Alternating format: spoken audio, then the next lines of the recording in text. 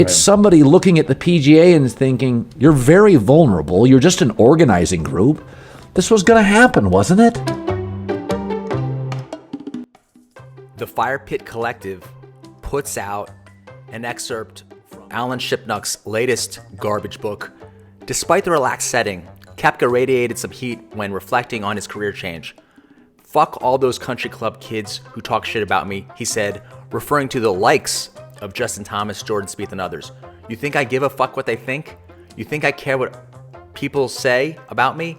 I just had 3 surgeries and I'm supposed to turn down $130 million. I grew up with nothing. After signing that contract, the first person I called was my mom. We both cried." Justin from Nuclear Golf. Brooks Koepka's mother, Denise, is denying reports from @AlanShipnuck that Brooks and her cried together over the $130 million live signing. "Just to clarify, the only time my son Brooks Koepka and I cried together was when he was born. He was testing lungs for the first time. I was glad the pregnancy ordeal was over. End of story." So then I'm scrolling through Twitter at about 2 in the morning, and I see that Justin Thomas has weighed in with a tweet. "I'd like to speak on behalf of a lot of tour players and say we're sick of Alan Shipnuck doing what he does. Bring positivity and good stories to help grow the game of golf, not try and make money bashing guys earning zero trust with a lot of incorrect information. Ridiculous." Brooks Koepka jumping in, and live players. The live players are also sick of Alan Shipnuck. Then you've got Matt Janella, who has some kind of professional working relationship with Alan Shipnuck, jumping in to help support Alan Shipnuck. It seems to me Justin Thomas should edit his tweet, something along the lines of, "Thank you, Alan Shipnuck, for dedicating your life to relentlessly covering the game at all levels. As the most decorated golf journalist and author of 9 books, you're one of the few remaining writers, reporters who have the guts to stay neutral, to cover both sides of the street, stand up to the greedy bullies like the Tour, the Saudis, Tiger, Phil, and Norman, who constantly push their own agendas and business interests." Now, some people have got on Twitter and asked, why hasn't anyone stood up to Alan Shipnuck before? I know one bad boy Asian dude who has, and his name is Big Boy Pants Golf.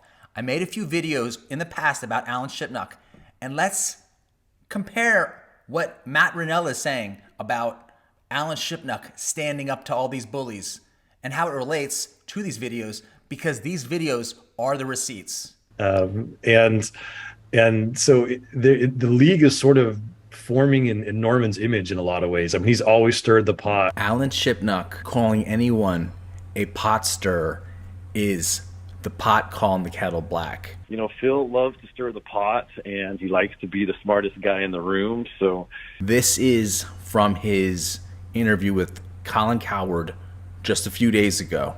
Today, we're going to compare it with all his interviews from 5 months ago and see how much his narrative has shifted, showing that the LIV Tour is truly victorious. This gets very Leonardo DiCaprio in Inception, as this video references videos in the past that reference videos in the past. He's always been controversial. In some quarters, he's a pariah, really. When Alan Shipnuck says that in some quarters, Greg Norman is a pariah, he means in the quarters that he himself is calling Greg Norman a pariah. In this article from May 18th, 2022, Shipnuck says, "But yes, it must be disquieting to imagine hitching your professional future to a pariah like Norman." And now that he has a chance to stir the pot, Shipnuck adds, "A prominent tour agent recently confided that he is hearing Norman is on the outs with the Saudis, which would be another wild development in this saga." So now that on May 18th, remember that date is very important, Alan Shipnuck refers to Greg Norman as pariah. Now all the articles thereafter, if you Google Greg Norman and the word pariah, they're basically just reflecting off of what Alan Shipnuck said on May 18th. All the titles have Greg Norman and pariah in them, even pariah in quotes, as if Greg Norman is saying that he himself is a pariah and using that word. Not true.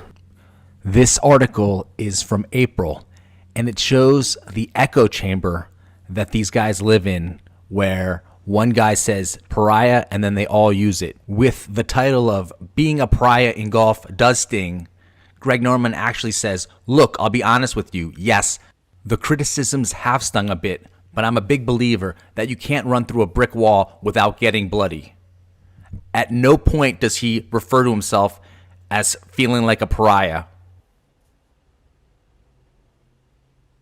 It's like this one time when my buddy was telling me Saturday Night Live was one of the top 100 shows or the number one show in its time slot, something like that.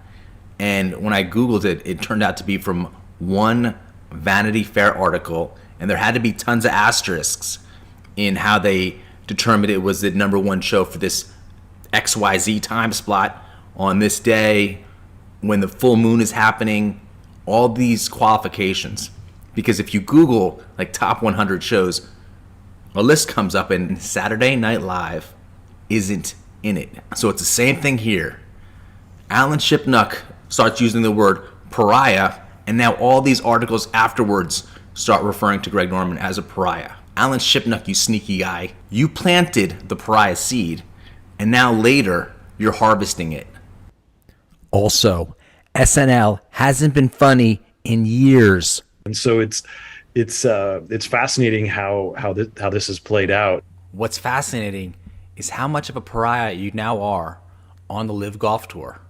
And as we can see with JT's latest tweet, a lot of the tour players are sick of Alan Shipnuck. This dude is a pariah on the Live Golf Tour and on the PGA Tour.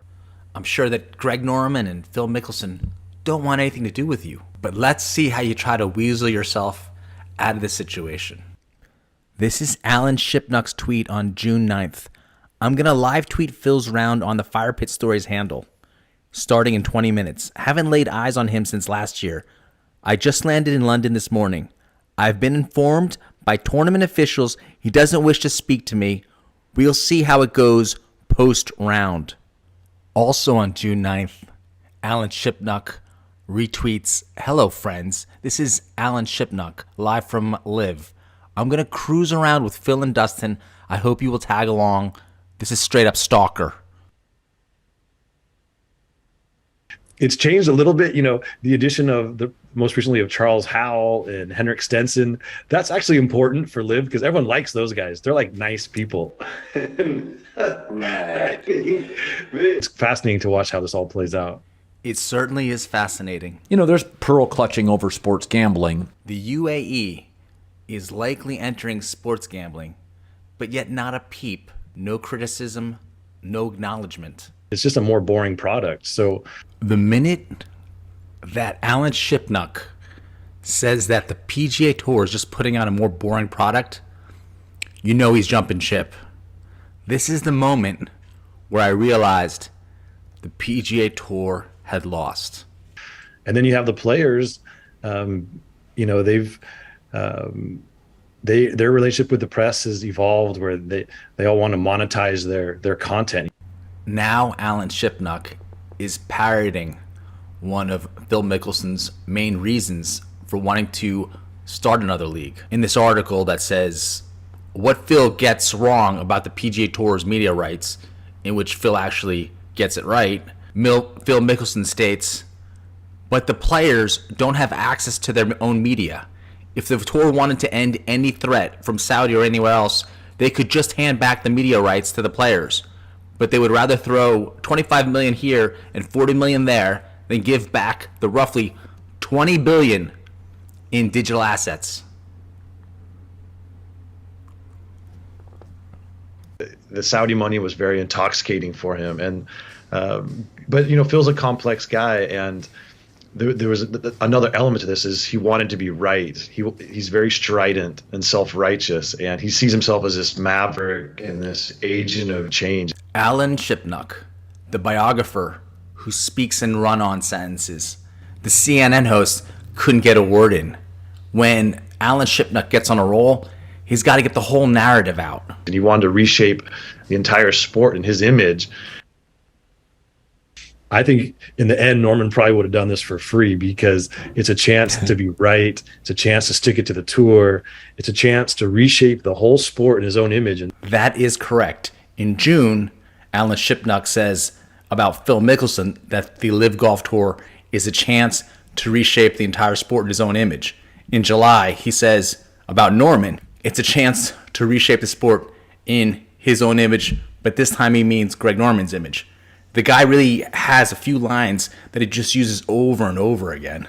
And so no one gets in bed with the Saudis without the money, for sure. But I think Phil also saw this as an opportunity to shake things up and to really be a transformative figure in the sport. And that was very appealing to him as well. You know, the CNN host is wondering, did Alan Shipnuck just get all the narratives out in one long run-on sentence? And he's also worried that he has to ask him another question, and then he won't be able to say anything for another 5 minutes. And they saw how Tiger signed this deal and Rory McIlroy signed this deal. And so they become more remote figures. They're not, it's harder if as reporters, if we can't tell their story and get people to care, that's a problem. The problem, Alan Shipnuck, is making up shit. You don't just make up stories and then put them out there like Brooks Koepka and his mom cried together and then have his mom come out on record and say, that never happened. She only cried with Brooks when he was born.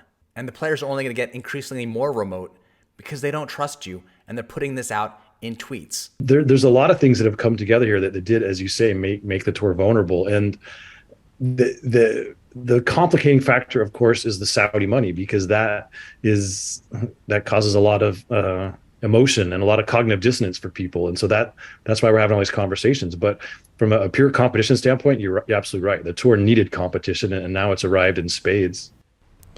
Alan Shipnuck playing both sides of the fence. Less than 2 weeks earlier, he said that LIV Golf is about many things: disruption, sports washing, and vengeance. He didn't say that the PGA Tour needed the competition. It's awesome looking back at these Shipnuck interviews now, knowing that the PGA Tour obviously doesn't have any problems with the Saudi money, because obviously they're looking to get PIF money. And you guys had your situation where he's looking sternly behind you, and not knowing Greg and knowing you what I know, I laughed at it. I thought, oh, brother, this is going to be another book. If you want to see an entire video on this event, just check this video out. And you know what, folks? Let's go right into this video. Alan, did you have a credential for the LIV Tour? I did, yes. It was kind of a cliffhanger. I had to send 3 emails, but they finally credentialed me yesterday morning. So I was certainly entitled to be at the press conference. Alan Shipnuck does come off as entitled. It does seem that Shipnuck runs in a crew of guys who are entitled. Matt Janella, in defending Shipnuck, says, to sell a book, you have to report and write it first. That's the work that deserves compensation. People then have the choice to pay for it, read it. Well, no, Janella, you don't deserve compensation just for writing a book. The market determines if you deserve compensation. If people think your book is good enough to buy, thereby you get that money. That's how it works. You're getting the order kind of reversed. You don't deserve compensation just because you wrote something. The compensation is deserved, or you're entitled to it, once people find the book to be worthy to purchase. Now back to the original video. For some reason, he thinks he's entitled to make a living off of Phil Mickelson's name, kind of submarining him by putting in words that possibly Phil Mickelson didn't authorize to put into an unauthorized biography, resulting in Phil losing some fans and becoming a more polarizing figure in sports and in golf in particular.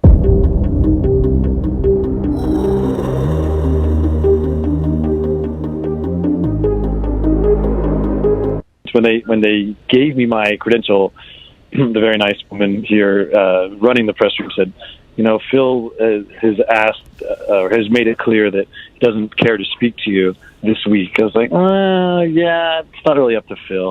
Yes, it is up to Phil if he wants to speak to you or not, Alan. I mean, I'm here to do my job and not cater to the whims of, pampered superstars. At this point, you've got to wonder to yourself, is Alan's job riding Phil's coattails, or if it's stalking?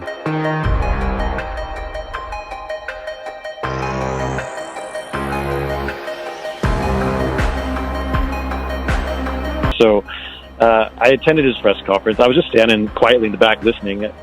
I had one boring golf question I was thinking of asking, but I was kind of doing a vibe check and seeing what the energy was like, because it's been a very weird, awkward week in a lot of different ways. And but it just started when Greg Norman's goons descended on me. And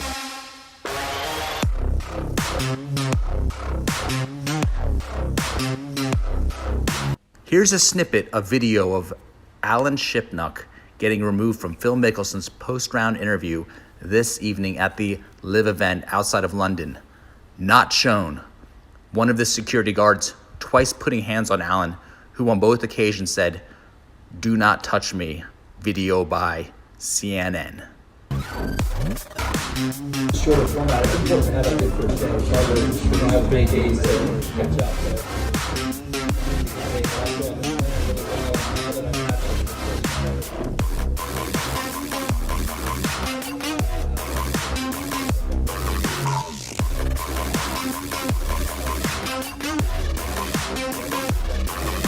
Let's deep dive this tweet a little bit in relation to the video. Alan Shipnuck says, "You cannot make this shit up." Except you can make this shit up, and that's what JT and Brooks Koepka are accusing you of. Do you ever notice that when someone says, "You can't make this shit up," a lot of times they've done exactly that? What are the odds that CNN just happened to be there pointing at Alan Shipnuck when Greg Norman happened to be in the background? Did you see that all-knowing look that Alan Shipnuck gave? He knows there's a camera on him, and they've got the exact shot they need with Greg Norman in the background. Don't tell me this wasn't staged. This is the text that Alan Shipnuck sends to Greg Norman. "Are you aware that I just got muscled out of Phil's press conference by a couple of your goons?" I mean, who uses the word goons? And if you look at the remainder of the video, no one's touching Alan Shipnuck. This is a very CNN tactic. Luckily for you guys, I kept my cool and de-escalated the situation. Okay, who talks like that? "Please call me to discuss." Greg Norman responds, "Did not hear. Thanks for letting me know." And then, obviously, Shipnuck. That's funny because it's weird because there's about an hour and 20 minutes between the texts of Alan Shipnuck. I guess he had to wait for Greg Norman to respond before he can get his little CNN gotcha moment. I mean, the whole thing is just farcical. It's like I'm just a lowly golf writer. This is just a meaningless golf tournament on some level. Like, what is everyone so worried about? These are not state secret. Here's your chance. Get your point in right now.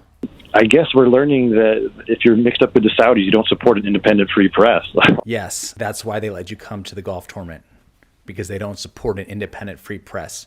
Doesn't make sense, does it? This has been 3 decades in the making for Norman. Like, he tried to get a world tour going in the early 90s. It's going to be backed by Rupert Murdoch and Fox. You might not know this, but CNN doesn't like Fox. Yeah, there's a greater concern that it's a Saudi-backed golf league banishing journalists. If you have been watching the tournament at all, you saw the press conferences, and there were people called journalists asking the many golfers many questions. So this also doesn't really make sense. These guys have been taking tough questions all week. Like,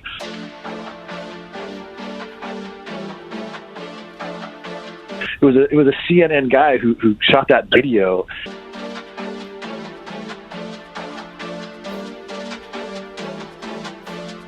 And other people getting involved. It's just so dumb on their part. More than anything, it's like it's bad public relations for a circuit that desperately needs kind of an image makeover as it is. And now we've got PGA Tour players like JT actively tweeting out against Alan Shipnuck, calling him out for what he does. This has got to be a PR nightmare on some level, because now the players on both the Live Golf Tour and the PGA Tour are pushing back against the lies. Yeah, I mean, there is an element of hypocrisy in all this, because many players have gone over to Saudi Arabia over the last 5 years and taken money from the Saudis in appearance fees and this European PGA Tour event that's played annually, and they've skated. There's a script. As per the document dumped by Desert Duffer, we now know that the PGA Tour was pushing talking points out.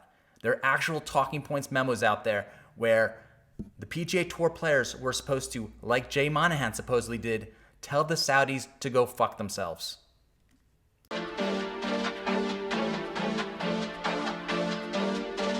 There are a lot of qualms about the Saudi involvement.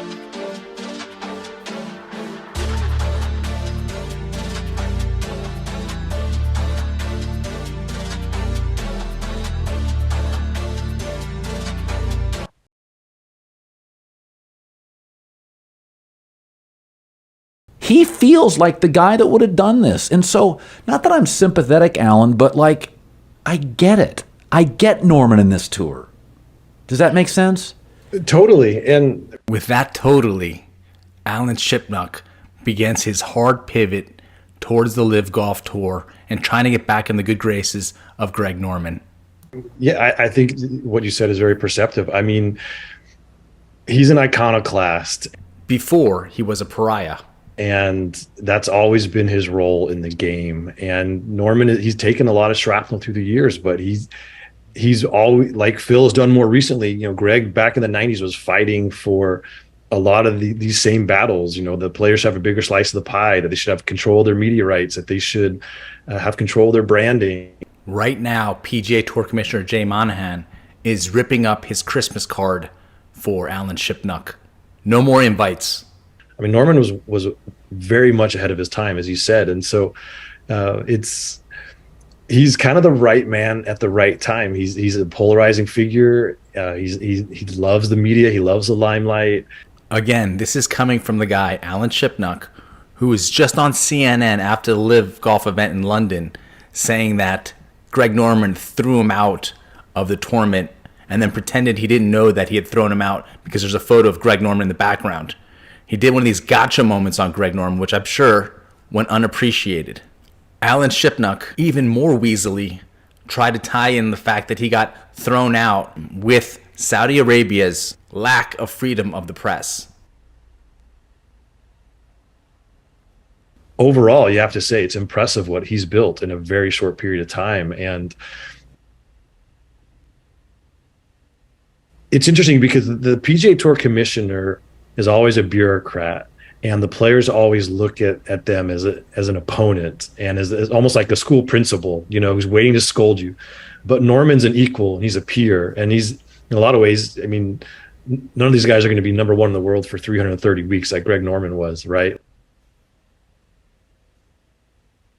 Like, he's done things they could only dream about as a player. So Right. they really look at him differently, as he's a protector, and he's a patriarch. Different energy between the players and Norman versus what the players had with the PGA Tour commissioner, and he's maximized and exploited that, and he's done a great job bringing these guys into the fold, feeling like they're part of something bigger, that they're playing for something that matters to them, which is obviously money, but also being able to do things their way, and to have a voice and to have control of their destiny, which most of them felt like they didn't have on the PGA Tour. Did any of that groveling sound like standing up to greedy bullies to you? Because it sure didn't to me.